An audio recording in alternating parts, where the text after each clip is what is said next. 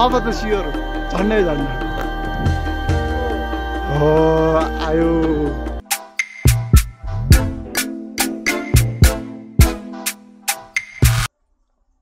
साथीहरु नमस्कार सबैलाई। सधैँ जसो फेरि एउटा नयाँ भिडियो लिएर प्रस्तुत भइसकेको छु। आजको भिडियो चाहिँ मणिचोट दहसम्मको रहेको छ। मणिचोट दह चाहिँ काठमाडौँबाट एकदमै नजिक घुम्नको लागि एकदम रमणीय ठाउँ हो। आउनुहोस् ढिला नगरी भिडियोतिर लागौँ।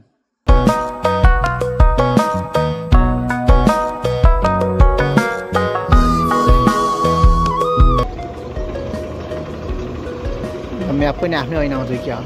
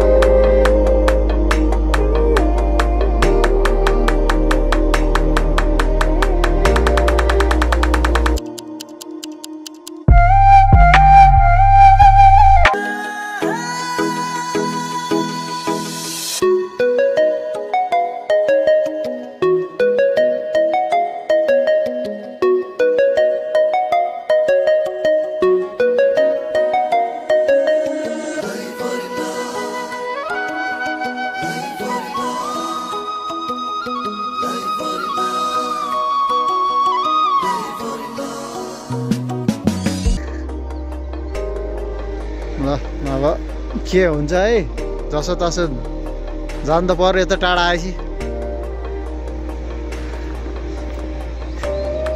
यार म ढुङ्गा यता निकालिदिइहाल्छु नि, के गर्नु त। अब ढुङ्गा टिप्दै उता फाल्दै गर्छु अब। ल तलतिर फस्यो भने अर्को टेन्सन जाँदैन त भन्दैछु नि अहिले मैले। जाँदैन भने अहिले जाऊँ जाऊँ, के हुँदैन अब। जाऊँ जाऊँ, म यता ढुङ्गा निकालिदिन्छु। ढुङ्गा निकालिदिन्छु, यो भुइँको निकाल्नु पर्यो। अब के गर्नु, यहाँ उताबाट त छिर्ने चान्सै छैन। तलतिर यहाँबाट निकाल्नु पर्ने हो त। फर्किनु उता त बाटै छैन क्या, यस्तै छैन। यहीको बाइक जान्छ नि त, यो सर्ट निकाल्ने, यसरी निकाल्ने। त्यहाँ ठाउँ छैन नि, यो निकाल्ने अनि फेरि निक्लिन्छ कि निक्लिँदैन।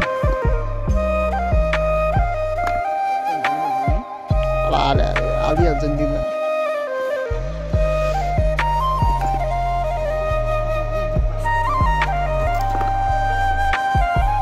जान्छ यहाँबाट यत्रो। अलि सानो चाहिँ गर्नु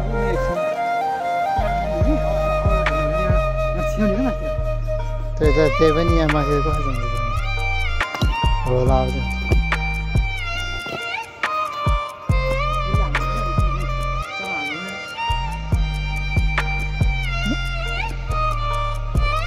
त्यो हल्का रिस्की काम हो है, उडेन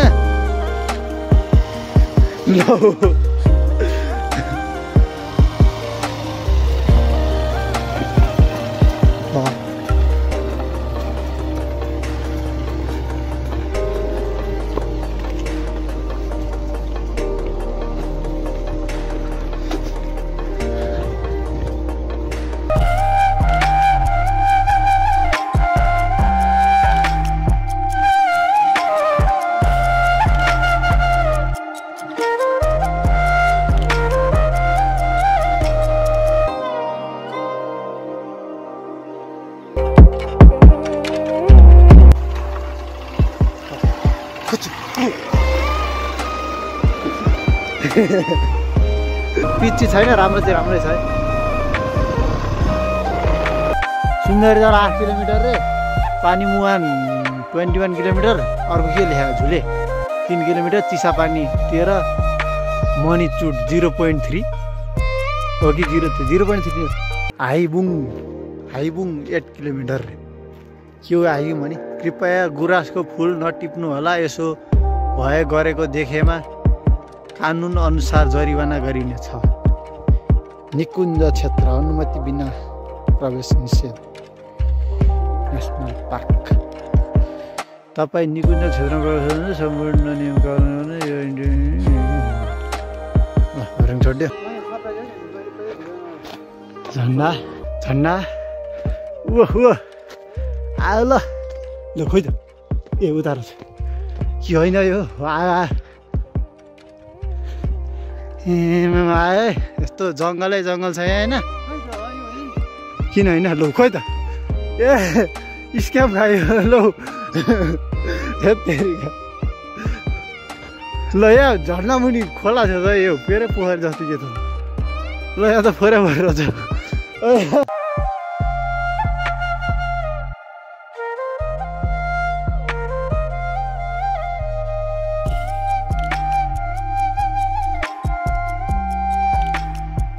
यहाँ बाटो फेरिरहेछ आउन चाहिँ लाग्यो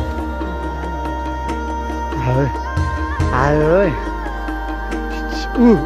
यही झन्डा अब त सियोर झन्डै झन्डा हेर्नुहोस् है यो चाहिँ हाम्रो मणिचुट दह भन्छन् यहाँ हामी फाइनल्ली हामी आइपुगेका छौँ तपाईँहरूको र हाम्रो मेन चाहिँ हाम्रो प्रतीक्षाको घडी पुरा भइसकेको छ यो चाहिँ हाम्रो मणिचुट दह हामी यो दहमा चाहिँ फाइनल्ली आइसकेका छौँ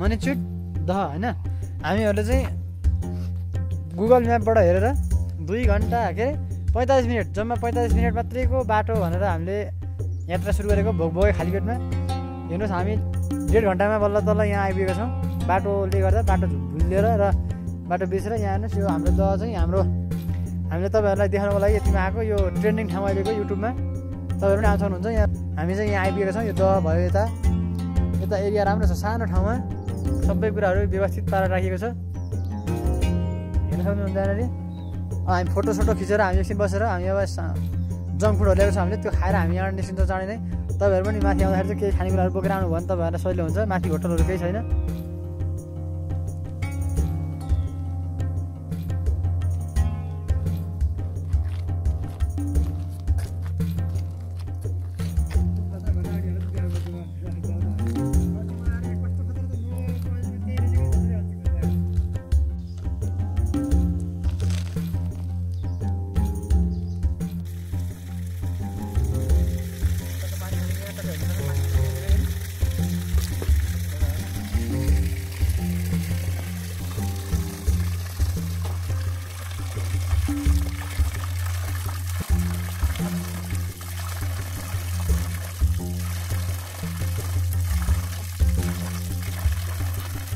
गाइज अब हाम्रो चाहिँ झन्डै आजको यात्रा यहाँबाट अब फर्किने क्रममा तय भएको छ हामीहरू चाहिँ यो घुम्नलाई जुन डेस्टिनेसन आएको थियौँ त्यसमा हामी टोटली सेटिस्फाई छौँ किनकि अब अरूभन्दा नि हामीलाई सोचेको जस्तो जो ठाउँ भ्यू चाहिँ राम्रो रहेछ अब तपाईँको दहहरू भनेको नर्मल छ सानो तर यहाँ जो एकचोटि तपाईँहरूलाई एकचोटि घुम्न आउनको लागि या त पिकनिकको लागि सर्ट डेस्टिनेसनको लागि सबभन्दा बेटर ठाउँ हो यो यात्रा गर्दाखेरि तपाईँको 1.5 घन्टा एभरेज टाइम राखेर आउँदाखेरि आउनको लागि र जानको लागि अलिक कम हुनसक्छ तपाईँको यो जुन यहाँको वातावरण छ त्यो चाहिँ आनन्द स्वस्थ छ हेर्नु आउँदाखेरि चराचुरुङ्गीको आवाज सुन्न पाइन्छ यहाँ ठाउँ सानो छ तपाईँहरूलाई बस्नको लागि यस्तो सानो यो बनाइएको छ अनि मन्दिरहरू छ नि त वरिपरि अनि यहाँ सानो स्पेस छ जुन हामीलाई यहाँ अब ग्यादरिङ गर्नको लागि पनि छ तपाईँहरू पनि आउन सक्नुहुन्छ हामी यहाँबाट अब निस्किन्छौँ अर्को भिडियोमा फेरि भेटौँला धन्यवाद।